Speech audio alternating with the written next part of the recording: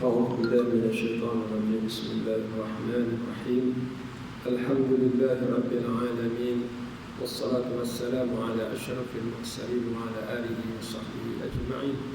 ربنا زدنا علما وارزقنا فهما. Ya Allah, tambahkanlah kepada kami ilmu, berikanlah kepada kami kefahaman. Allahumma ja'alna minal ladzina yastami'una al-qawla fayattabi'una ahsana. Ya Allah, jadikanlah kami orang yang mendengar perkataan-perkataan lalu mengikut perkataan yang terbaik, yaitu yang berasaskan Al-Quran dan hadis. Sallallahu alaihi wasallam Muhammad wa ala alihi wa sahbihi ajma'in. Walhamdulillahi rabbil alamin. أعوذ بالله من الشيطان الرجيم. بسم الله الرحمن الرحيم. الحمد لله رب العالمين، والصلاة والسلام على أشرف المرسلين سيدنا محمد وعلى آله وأصحابه ومن سار على نهجه وتمسك بسنته إلى يوم الدين. أما بعد. Pada minggu yang lalu kita telah pun mendengar beberapa hikmah dan kelebihan yang Allah Subhanahu wa taala jadikan Makkah itu sebagai tapak pelancaran agama Islam yang dibawa oleh Nabi Muhammad sallallahu alaihi wasallam sebagai penyambung kepada agama-agama Islam yang dibawa oleh nabi-nabi dan rasul-rasul yang terdahulu. Semua agamanya Islam. Tidak ada perbezaan di antara Nabi dengan Nabi yang lain dalam membawa risalah Islam. Mereka sama pada tauhid dan pada akidah. Yang berbeza syariat. Syariat ini maknanya undang-undang ataupun fiqh. Sebahagian cara solatnya begini, sebahagian cara puasanya begini. Tapi dari segi akidah sama. Allah Subhanahu wa taala lah Rabb dan Ilah. Allah lah Tuhan. Hari akhirat, hari pembalasan, wujudnya para malaikat yang mengabdikan diri pada Allah di samping menjalankan tugas-tugas yang telah ditentukan oleh Allah Subhanahu wa taala, kitab-kitab dan sebagainya. Pada minggu ini kita masuk kepada tajuk yang baru, yaitu Saki-baki agama Hanif dalam Arab Jahiliyah. Jadi Nabi sallallahu alaihi wasallam sebelum baginda dilahirkan telah ada beberapa orang di Mekah yang masih berpegang dengan ajaran yang tulen, ajaran yang benar yang dibawa oleh Nabi Ibrahim alaihissalam dan Nabi Ismail alaihissalam. Seperti mana kita tahu, Nabi Ibrahim dan Nabi Ismail diutuskan oleh Allah Subhanahu wa taala di beberapa tempat. Di antaranya di Iraq, di Palestin, kemudian di Mesir, kemudian di Mekah dan sebagainya. Itu di antara tempat-tempat yang kita dengar. Di antaranya adalah di Mekah, di mana Nabi Ibrahim alaihissalam sampai di Mekah ditunjukkan oleh Allah Subhanahu wa taala di mana tapak Kaabah yang asal. Di mana Kaabah ini telah pun ada sebelum zaman Nabi Ibrahim alaihissalam. Dan dalam kitab menyebut sejak zaman Nabi Adam alaihissalam lagi Kaabah telah ada. Dan dalam setengah kitab menyebut sebelum Nabi Adam lagi para malaikat sendiri bertawaf di Kaabah. Kemudian apabila Nabi Adam alaihissalam diciptakan oleh Allah Subhanahu wa taala, kemudian melakukan kesilapan, lalu dihantar ke bumi, Nabi Adam alaihissalam juga di mana diturunkan wallahu alam Ada setengah kitab menyebut sekian-sekian, tapi itu pun tidak dapat memastikannya secara sahih. Tapi Nabi Adam ada bertawaf dulu di Kaabah. Sebab itu di antara doanya di Kaabah, Allahumma innaka ta'lamu sirri wa alaniyati faqbal ma'dzirati wa ta'lamu hajati fa'tini su'ali, dan seterusnya. Itu di antara doa yang dibaca oleh kita ketika tawaf wada. Ketika tawaf wada tu ada doa. Kalau tuan-tuan tengok dalam buku-buku doa yang ada di pasaran. Jadi Kaabah ni telah ada, dan Allah Subhanahu Wa Taala menghantar Nabi Ibrahim alaihissalam setelah ribuan tahun ni berlalu. Kaabah tu dah tak nampak. Dengan padang pasirnya zaman dulu ni, bila buat Kaabah tu batu mana ada simen zaman tu, ya, mungkin runtuh ke, mungkin banjir dan sebagainya, seperti mana yang berlaku di zaman jahiliah, pernah banjir, pernah runtuh, dan Nabi terlibat dalam pembinaannya semula, yang berlaku pergaduhan untuk meletakkan Hajarul Aswad. Begitu juga di zaman Nabi sebelum Nabi Ibrahim alaihissalam, disebabkan tidak adanya penduduk lagi di Mekah, kering kontang, air Zam-Zam pun belum muncul lagi, muncul hanya selepas ketibaan Nabi Ibrahim alaihissalam, seperti mana peristiwa yang kita dengar. Maka Allah Subhanahu Wa Taala menunjukkan, mengilhamkan, mewahyukan di mana tapak Kaabah yang asal. Lalu Nabi Ibrahim dan Nabi Ismail membinanya semula. Kemudian mengajar Islam pada masyarakat di Mekah. Dulu lebih kontang, tapi bila ada air Zam-Zam, maka pedagang-pedagang daripada Yaman di selatan dan Syam di utara, bila mereka nak berniaga, mereka akan singgah di Mekah, sebab di Mekah ada air di tengah-tengah padang pasir. Maka jadilah Mekah ini R&R. Mereka berhenti minum air apa semua. Jadi bila dah ramai berhenti, jadikan tempat perhentian, maka adalah yang niaga ke, ada yang buat rumah. Lama kelamaan dia menjadi bandar. Dan Nabi Ibrahim dan Nabi Ismail menyampaikan seruan Allah Subhanahu Wa Taala kepada penduduk Mekah, yang semakin lama semakin ramai. Mereka Islam.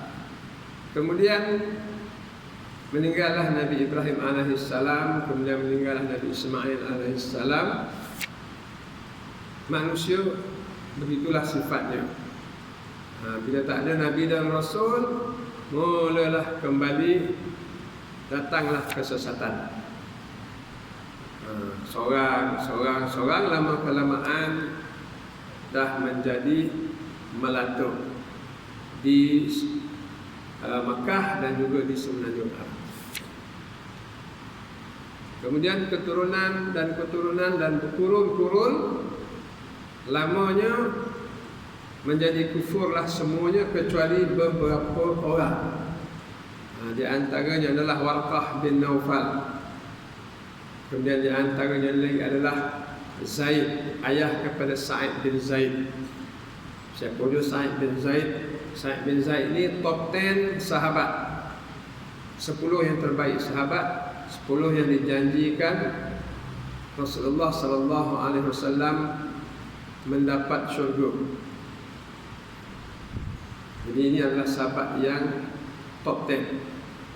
Sahabat yang terbaik adalah Asyarah Mubasysyirin bil Jannah, 10 orang sahabat yang dijanjikan Allah syurga. Kemudian yang mengikut selepas itu adalah Ahli Badar. Ahli Badar 315 orang ataupun 317 orang. Ahli Badar ni, apa kata Nabi sallallahu alaihi wasallam, Allah Taala menyifatkan mereka, if'alu ma syi'tum qad ghafartu lakum. Kamu buatlah, lepas balik daripada perang. Ini perang yang pertama dalam Islam, perang penentu. Kalau hancurlah Islam, habislah dakwah Nabi selama-lama ni. Tapi kalau menang, dia memberikan satu sejarah baru, bukan sahaja untuk Mekah tapi untuk dunia. Kalau menang Badar, walaupun dalam keadaan tak ada senjata sangat. Sedangkan Quraisy 1000 orang lengkap senjata, tapi sahabat-sahabat Badar tidak lengkap senjata. Sebab mereka tujuannya nak lawan pedagang, bukan lawan tentera, nak lawan pedagang 40 orang. Tiba-tiba datang 1000 tentera. Ini nombor 2 kedudukan mereka. Fa'alu ma syi'tum qad ghafartu lakum. Kamu buatlah apa yang kamu nak, aku ampunkan dosa kamu. Tuan-tuan nak buat top 10 namanya Sa'id bin Zaid. Zaid itu abah kepada Sa'id, itu di antara orang yang Hanif. Hanif ini maknanya di tengah-tengah jahiliyah dia masih menjaga agama Islam yang dibawa oleh Nabi Ibrahim AS, dengan makna tidak menyembah berhala, tidak melakukan maksiat, tidak menipu perniagaan seperti mana orang Makkah menipu perniagaan. Wailul lil mutaffifin, celakalah orang mutaffifin alladzina idza iktalu 'alan nasi yastawfun. Yang mana kalau mereka ini timbang barang dan beli barang, kalau timbang untuk mereka minta cukup-cukup betul, sekilo. Wa idza kaluhum aw wazanuhum yukhsirun. Tapi kalau mereka yang jual barang 900 kilogramnya, 900 gramnya. Wa idza kaluhum aw wazanuhum yukhsirun. Tapi kalau mereka yang menimbang untuk orang, mereka akan kurangkan. Jadi penipuan dalam perniagaan, riba, pelacuran, penindasan, menyembah berhala, menyembah pembesar, semua ini itulah budaya orang-orang di Mekah ketika Nabi SAW diutuskan oleh Allah. Tapi di celah-celah itu ada orang yang Hanif. Hanif ini maknanya menjaga, dalam erti bahasa Malaysia kita lurus. Hanif ini lurus, maknanya mereka tidak tersesat ataupun terseleweng.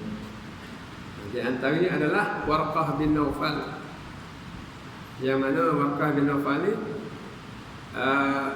sepupu Khadijah, yang mana Khadijah bawa Nabi jumpa dengan Warqah.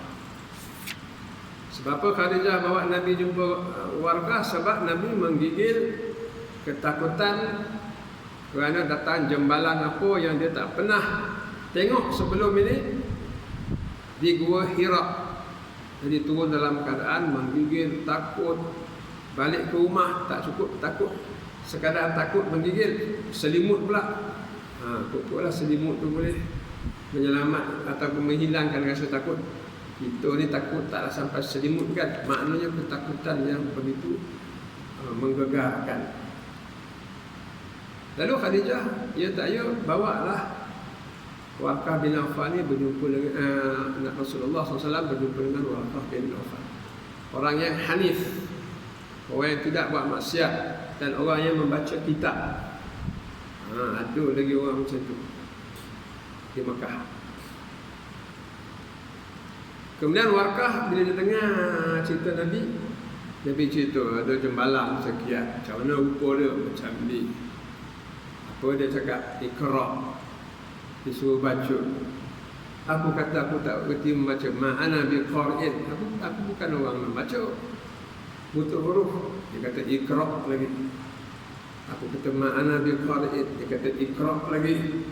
Ma'ana biqar'in.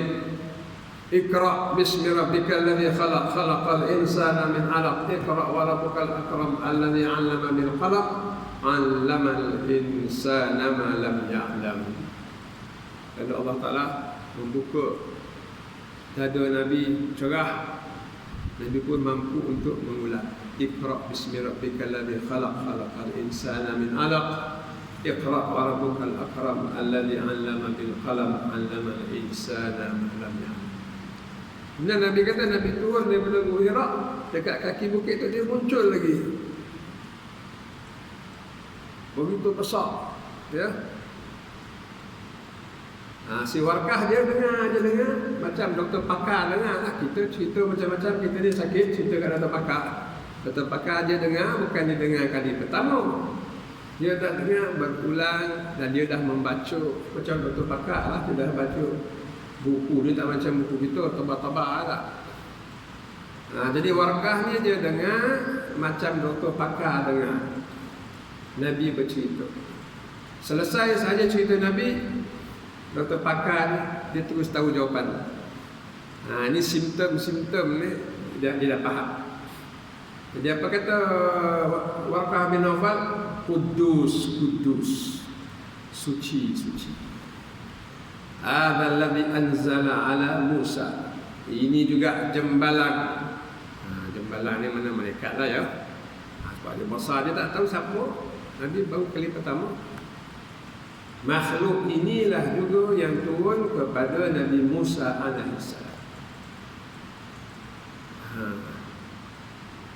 Kemudian dia terang, orang doktor dia terang lah, doktor pakar ni, dia ulama, orang yang berilmu, dia terang.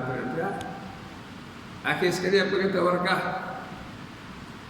Alangkah indahnya kalau hari engkau dihalau oleh kaummu, aku masih hidup lagi. Jadi Warqah tengok hari dia pun hari dah petang. Risalah Nabi ni mungkin mengambil masa 20 tahun ke 30 tahun akan menang. Dia tak menang 2-3 hari ya, tapi dia akan menang 10 tahun, 20 tahun, 30. Tapi dia Warqah dah tua, hari dah petang. Jadi Warqah kata, alangkah indahnya kalau aku masih hidup di hari engkau dihalau oleh kaum. Lalu Nabi terkejut. Cerita jembalan, cerita apa? Tiba aku kena halau. Apa hubungan dia? Apa hubungan di antara satu makhluk yang bertemu dengan beliau dihalau? Dia tak boleh nak brain lagi. Tadi nak cantum lagi. Tapi Warqah ni sebab ni doktor pakar, dia dah baca macam-macam kitab. Dan dia dah tahu risalah, dia dah tahu apa jadi dengan Nabi Musa alaihissalam. Akhirnya dihalau, maksud dihalau keluar daripada negara dia. Lalu Warqah bin Nawfal berkata, ma jaa rajulun qad bimithli ma ji'ta bihi illa udiya. Yang bermaksud tak ada orang yang bawa risalah macam kau. Tak ada orang lagi setakat ni, belum ada seorang ni yang dia baca kisah-kisah Nabi dan Rasul semua sama penuh. Tak ada orang yang membawa risalah dan agama yang seperti mana kau bawa ni, walaupun seorang tak pernah berlaku, melainkan mesti kono punya. Melainkan mesti kono. Oleh sebab itu kita juga sama. Kalau kita bawa risalah Islam yang benar, adalah orang yang tak suka. Adalah mulut yang bercakap. Ada je lah orang yang cuba menghalang kita daripada berkata benar ataupun menerangkan kepada manusia. Sebab itu adalah sunnah para nabi dan para rasul. Sebab itu jangan bersedih kalau kita buat benda yang benar. Jangan kita bersedih, orang marah kita ke apa. Lama-lama kita pun berhentilah. Aku kalau macam ni, cerita benar pun susah, biar aku duduk rumah ya. Biar aku senyap-senyap. Jangan macam tu. Kalau berlaku macam tu, kita kena gembira. Sebab apa kita kena gembira? Sebab kita berada di atas jalan Nabi dan Rasul alaihi wassalatu wassalam. Siapa yang kata? Warqah kata, tidak ada orang, seorang pun yang membawa perjuangan seperti mana yang kau bawa, wahai Muhammad, melainkan mesti kena. Mesti kena. Makna kena halau, kena tekan dan sebagainya. Kemudian kalimat yang terakhir Warqah bin Nawfal apa dia? lau adraka yauman ansuruka nasran mu'azzaran. Kalau aku takdir masih hidup, tapi hari dah petang, umur dah lanjut, agak-agak mungkin umur dah 80 ke 90 ke ya. Kalau orang 50 belum cakap tentu lagi lah, dia rasa umur dia panjang. Tapi orang yang dah sampai 90, risalah Nabi ni mungkin 20 tahun, 30 tahun boleh menang. Tapi 90 agak-agak tak sempat. Lalu dia kata, lau adraka yauman, kalau aku masih hidup di hari engkau dihalau oleh kaummu, ansurka nasran mu'azzaran. Aku akan tolong engkau pertolongan yang sehebat-hebat. Aku akan tolong. Ini niat orang 90. Macam mana itu? Macam mana gitu? Kemudian Nabi beredar, selang beberapa minggu ke beberapa bulan ke, Warqah bin Nawfal meninggal dunia. Ataupun selang beberapa tahun, saya tak ingat selang beberapa bulan. Sebab selang beberapa tahun, 3 tahun, lepas 3 tahun, masa tahun keempat dakwah dah terbuka. 3 tahun dakwah sembunyi, tak ada tekanan. Tapi lepas masuk tahun keempat, dakwah terbuka, masa itulah berlakunya tekanan, pembunuhan dan sebagainya. Dan tak dengar pula Warqah bin Nawfal dalam kitab sirah membantu Nabi. Tak dengar. Maknanya dia kemungkinan besar dia meninggal dunia sebelum dakwah terbuka, dalam masa 3 tahun ke bawah. Ini contoh Hanif, golongan Hanif di zaman Nabi SAW. Ada lagi orang-orang seperti itu. Dan Khadijah pula dia tahu nak bawa Nabi kepada siapa.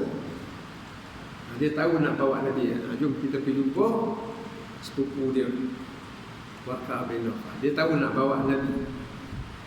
Maknanya orang Hanif ni juga dikenali oleh masyarakat mereka sebagai orang yang baik. Jadi dalam kitab ini menyebut macam mana boleh berlaku kesesatan, sedangkan Mekah ni ada Kaabah, sedangkan di Mekah ni Nabi Ibrahim alaihissalam, kemudian dikuatkan dengan Nabi Ismail lagi, kemudian ada Kaabah, kemudian ada Padang Arafah, kemudian ada Mina, ada Muzdalifah, Jamrah, ada. Cuba kita bayangkan. Tapi macam mana boleh berlaku kesesatan? Kemudian bukan kesesatan yang sedikit, kesesatan yang melantau satu bandar atau kufur kepada Allah Subhanahu Wa Taala. Kecuali beberapa orang yang Hanif, yang masih menjaga akidah, akhlak dan ibadah mereka. Jawapannya adalah orang yang mula-mula memasukkan syirik di Mekah ini adalah namanya Amr bin Luhai bin Qam'ah. Dia yang mula memasukkan syirik ke Mekah. Sedangkan masa itu orang semua beragama Islam. Tapi beragama Islam mereka pun mungkin dah mula goyang. Nabi pun dah lama tak ada. Di kalangan mereka mungkin ulama yang tak ramai. Kemudian Mekah ni maklum sahaja tempat pusat perniagaan. Pusat perniagaan ni mudah sangat manusia leko. Manusia mudah leko. Kemudian Mekah juga tempat ibadat, tempat orang berkunjung. Jadi bila orang banyak ramai berkunjung, biasanya tuan punya tempat ni angkuh. Lebih lagi ada perniagaan, lagilah angkuh. Dan sebab itu kita tengok banyak kesesatan berkait dengan haji dan umrah. Di antaranya adalah orang yang nak bertawaf mesti pakai pakaian khas. Macam kita boleh bawa pakaian daripada Malaysia, kain ihram jual dekat Masjid India. Kita boleh bawa, tak zaman tu, zaman jahiliah tak boleh. Siapa nak tawaf, pakaian nama pakaian hims mesti beli daripada orang Quraisy. ini dah eksploitasi ni. Ini bisnes. Mesti beli di Mekah. Itu made in Mekah ni. Made in Quraisy. Siapa yang datang tak bawa, beli. Baru boleh tawaf. Siapa yang datang tak bawa, tak boleh beli sebab duit tak cukup. Mesti tawaf tanpa pakaian. Salah kalau tawaf pakai pakaian masing-masing. Maka tawaf telanjang. Jadi macam mana nak tawaf telanjang? Tawaf waktu malam. Kalau zaman marin, zaman pelito gelap, jadi tak berapa nampak kan. Macam kita di kampung ni, tawaf gelap-gelap di Kaabah. Itu orang miskin yang tak mampu nak beli pakaian hibs made in Quraisy. Made by Quraisy atau made in Makkah, dia tak mampu, dia mesti tawaf secara telanjang. Ini semua eksploitasi yang berlaku di Makkah. Jadi berlakulah penyelewengan.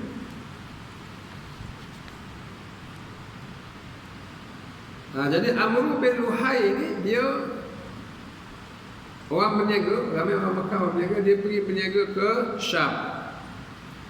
Sampai di sana dia bertemu dengan manusia yang menyembah berhala. Lalu ditanya, kenapa kamu menyembah berhala? Ini patung ni kenapa kamu sembah dah? Kata orang-orang belah situ, dia kata, kami ni kalau dah lama tak ada hujan kat padang pasir kan, kami sembahlah patung. Datang hujan. Datang hujan. Oh iya kok. Cubalah tengok. Mula ni pun dia cuba. Dia balik. Dan dia orang yang terkenal. Jadi dia balik, dia bawa tunjuk pada orang Mekah. Ni apa saja hajat makbul. Apa saja hajat makbul. Jadi orang pun test lah. Mereka tak boleh kita tengok macam tu. Siapa nak terangkan kita benda tu tak boleh. Kalau tak ada orang yang nak menerangkan. Kalau tak ada orang yang nak menerangkan, maka ujian itu yang menentukan. Jadi seorang pun dia cubalah anak dia demam ke apa kot. Dia menghadap patung ni, dia kata, wahai patung, anak saya demam, tolonglah sembuh. Sembuh pula besok. Dia beli satu. Dia pun beli satu. Dah dua. Kawan pun nampak, oi kau pun mujarab je. Dia pun menyembah juga. Kalau macam itu, kadang kita daripada aku jual susu, biar aku jual patung. Lagi untung banyak. Dah kadang jual patung. Lama kelamaan. Di sini pentingnya ulama. Umat ni kalau tak ada ulama, atau kalau ada tapi tak ada orang nak mendengar kata-kata dia, nasihat dia, boleh jadi sesat. Dan kita pun dah saksikan juga masyarakat itu yang dulu-dulu mandi Safar. Tu ramai kat laut bulan Safar yang mandi buang sial. Apa semua. Apa lagi dulu-dulu kisah-kisah lama kan, yang tidak ada persadaran, dan ketika itu ulama tak berani cakap. Ulama tak berani cakap. Tapi bila ada ulama yang dah berani, masyarakat tinggalkan. Sekarang tak ada dah mandi Safar. Mandi nak buang sial bulan Safar tak ada dah. Sebab apa? Ada ulama yang berani bercakap. Jadi kita nak orang-orang yang berilmu ini kena berani bercakap benar. Sebab masyarakat mengikut mereka. Sampai hari ini pun kita kena terus berkata benar, lantang demi kerana kebenaran. Jadi kita nampak mudahnya masyarakat ni tergelincir. Hari ini macam mana pula boleh berlaku kegelinciran? Sebab paling penting sekali boleh berlaku kegelinciran seperti mana yang telah berlaku oleh kaum jahiliyah di Mekah sebelum kedatangan Nabi SAW adalah kejahilan.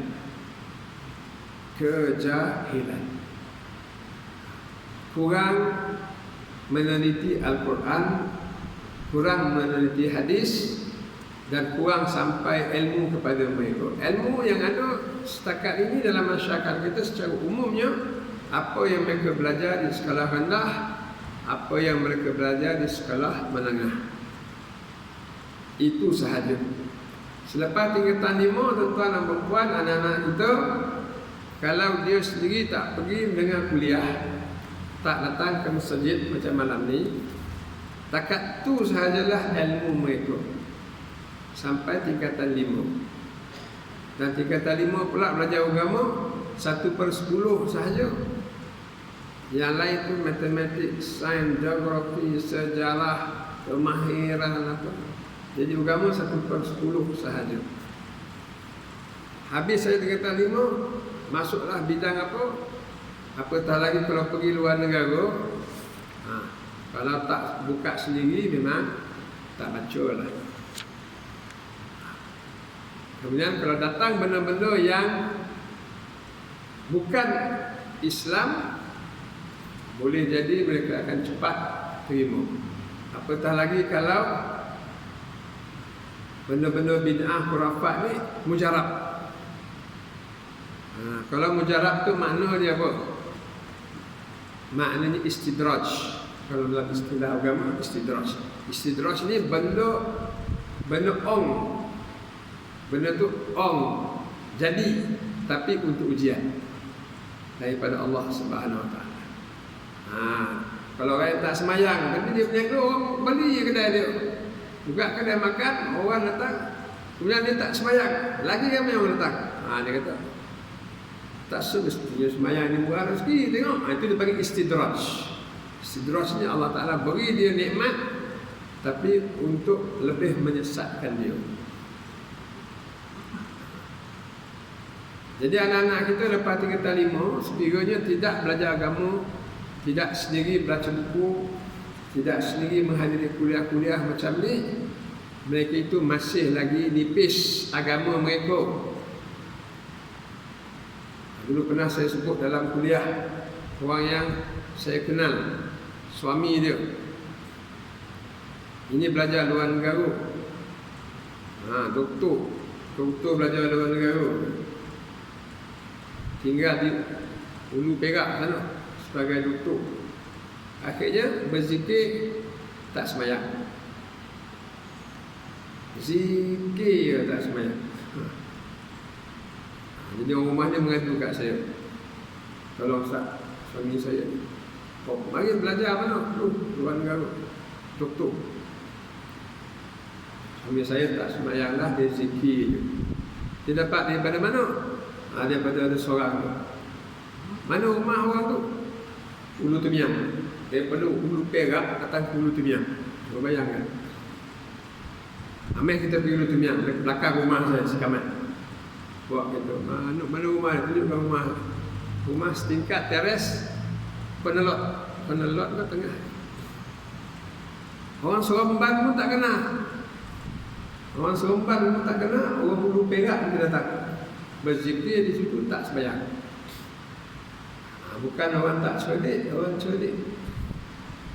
Kalau macam tu boleh berlaku kesesatan, apatah lagi manusia, orang-orang kebanyakan. Jadi sebab utama berlakunya kesesatan seperti mana berlakunya di zaman jahiliyah sebelum Nabi adalah kerana kejahilan.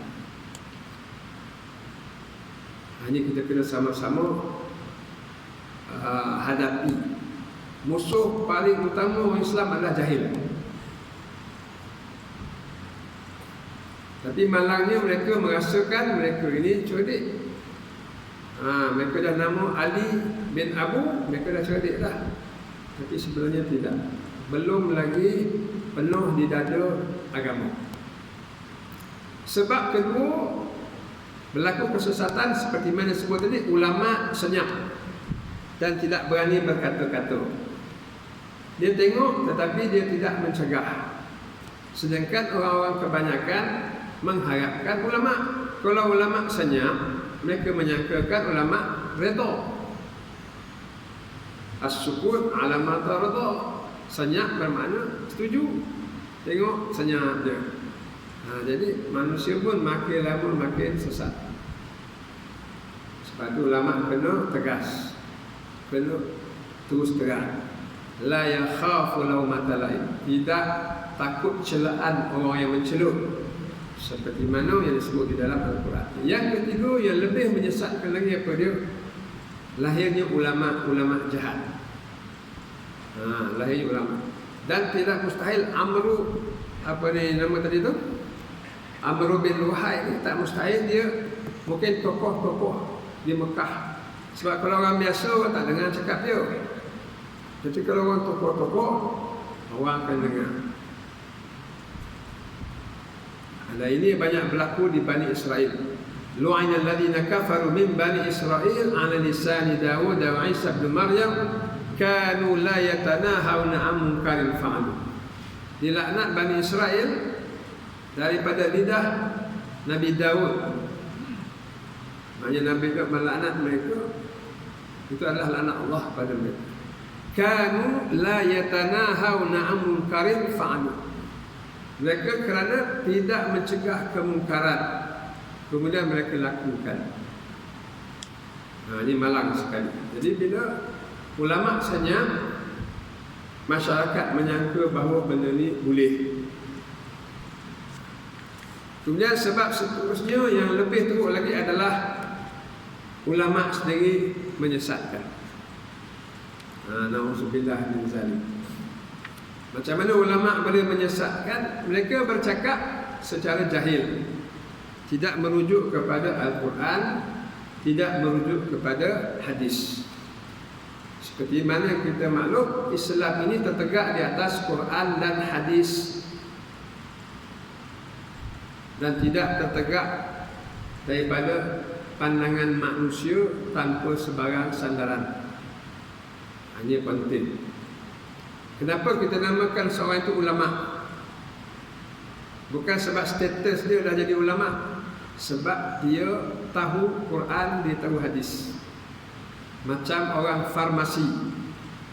Pergi kita ke farmasi, kita mengadu masalah sekian. Kalau ada doktor ada farmasi. Farmasi pun terus ambil ubat. Sepatutnya tak boleh farmasi prescribe ya, dia dispense saja. Doktor yang prescribe, tapi ini contoh saja. Bila kita kata sekian, ubat tu dia terus ambil ubat dekat rak ni. Datang orang lain pula, saya macam ni, yang kena kejap, dia ambil ubat ni. Macam tu ya. Dia tahu mana nak ambil ubat. Doktor pun tahu mana nak pilih ubat. Masih baru ke dah bulan ke apa, dia tahu. Ulama dia macam tu. Dia dengar permasalahan, dia tahu mana ayat Quran yang nak digunakan, mana hadis yang nak digunakan. Allah Ta'ala berfirman macam ni, hadis macam ni, kita buat macam ni. Ada sandaran dia. Tak ada ulama yang kita kata ulama, bila orang kata ada masalah, alah buat macam ni ya. Masalah tak ada masalah tu dah, buat je. Apa hadis dia, apa Quran dia. Ini persoalan. Kemudian kalau berlaku ada 2-3 pandangan, tak ada masalah, tengok Quran, tengok hadis. Ustaz macam mana ni? Ustaz A kata macam ni boleh, Ustaz B kata tak boleh. Kita tak kisah orang, kita kisah apa dalil dia. Ustaz A dalil dia apa? Ustaz B dalil dia apa? Itu yang penting. Ustaz A kata dalil dia macam ni, tapi Ustaz B ni tak tahulah, dia sekat tayah je. Dalil tak ada, susah pakai. Tidak ada orang yang sampai satu status tak pakai dalil, tak ada. Ini berbeza dengan Kristian. Pope ke, father ke, bishop, dia sampai satu tahap dia cakap je. Dia pakai cakap. Dia tak ada rujuk, tak ada apa. Itu budaya agama lain. Agama Islam dia tak macam tu. Contoh yang paling baik adalah tengok ada sebagai fatwa-fatwa. Fatwa pejabat Mufti Negeri Sembilan ke, fatwa Dr. Zulkifli Al-Bakri ke, fatwa tu mesti ada Al-Quran, hadis. Al-Quran, hadis. Baru kita dapat tengok.